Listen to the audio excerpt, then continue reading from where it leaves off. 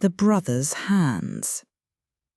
In the heart of the 15th century, nestled in the rolling hills near the great city of Nuremberg, lay a small village that time seemed to have forgotten. In this village, in a cramped but bustling cottage, lived the Dürer family. The father, a master goldsmith, was a man whose hands were as skilled with delicate filigree as they were calloused from hard labour. His greatest and most overwhelming creation, however, was his family. He and his wife had 18 children. To keep food on the table for this small army was a monumental task. The father worked not only at his own forge, hammering precious metals into beautiful forms, but also took on any paying chore he could find, working from before sunrise until long after the moon had risen. The cottage was a cacophony of life, a constant tumble of children, yet despite the seemingly hopeless poverty, a powerful dream was shared between two of the elder sons, Albrecht and Albert. Both boys were blessed with a rare and astonishing talent for art. In their eyes, the world was a canvas of light and shadow. They saw pictures in the gnarled bark of an oak tree, in the flight of a bird, and in the weary lines on their father's face. They knew, with a certainty that burned in their hearts, that their destiny was to become artists. But they also knew the harsh reality of their circumstances. Their father, for all his love, could never afford to send even one of them to study at the famous academy in Nuremberg. Late at night, huddled together in the crowded bed they shared with several siblings, they would whisper their plans. Their hushed conversations were filled with talk of pigment, perspective, and the great masters they longed to emulate. After many such discussions, a solemn pact was forged between them. They would toss a coin.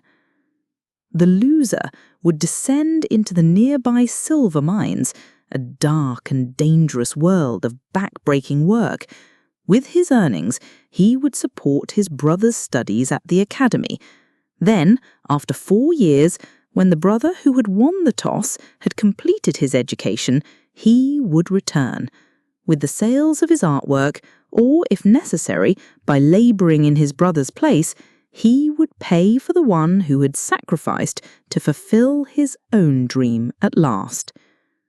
On a quiet Sunday morning after church, they stood behind the cottage, the fate of their lives resting on a single worn coin. Albrecht cooled it in the air. He won the toss. The following weeks were a blur of preparations and painful goodbyes.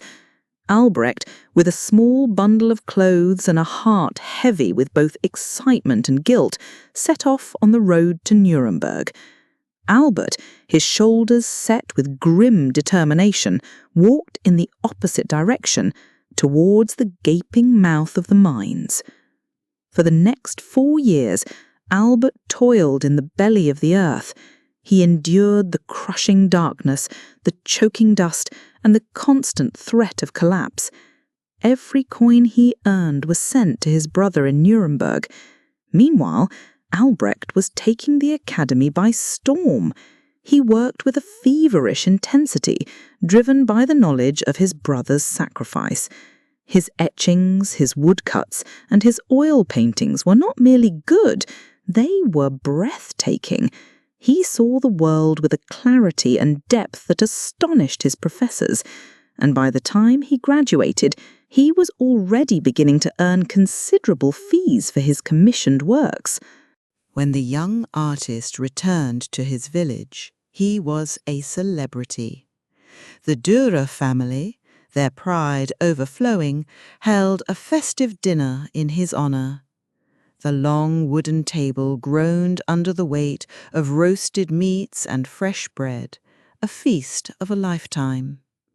After the memorable meal, punctuated with music and laughter, Albrecht rose from his honoured position at the head of the table. He lifted his glass to drink a toast to his beloved brother, his voice ringing with emotion. "And now, Albert, blessed brother of mine," he declared, his eyes shining, "it is your turn. The years of sacrifice are over. Now you can go to Nuremberg to pursue your dream, and I will take care of you. I will see to your every need." All heads turned in eager expectation to the far end of the table where Albert sat. But instead of a joyful response, a terrible silence fell. Tears were streaming down Albert's pale face. He shook his lowered head from side to side, his body trembling as he sobbed, repeating the words over and over. "No, no, no, no." Finally, Albert rose and wiped the tears from his cheeks. He glanced down the long table at the faces he loved, and then, holding his hands close to his right cheek, he said softly, his voice thick with sorrow, "No, brother, I cannot go to Nuremberg. It is too late for me." He slowly, painfully held out his hands for all to see. "Look, look, what 4 years in the mines have done to my hands. The bones in every finger have been smashed at least once, and lately I have been suffering from a terrible arthritis in my right hand.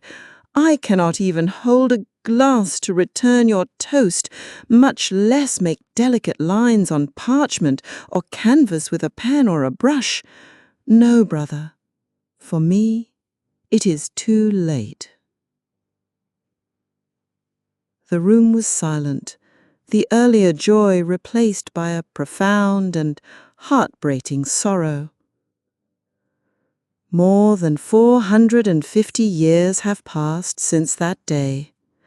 Albrecht Dürer became one of the greatest masters the world has ever known, and his hundreds of masterful works hang in every great museum. But of all his creations, one has touched the world more than any other.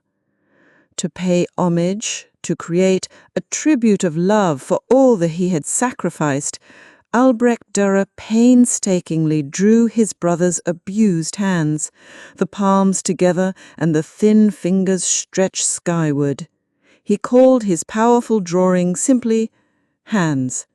But the entire world almost immediately opened their hearts to his great masterpiece and renamed his tribute of love the praying hands. The next time you see a copy of that touching creation, take a second look. Let it be your reminder, if you still need one, that no one ever makes it alone. Remember, it is not the burdens of life that weigh us down. It is how we handle them.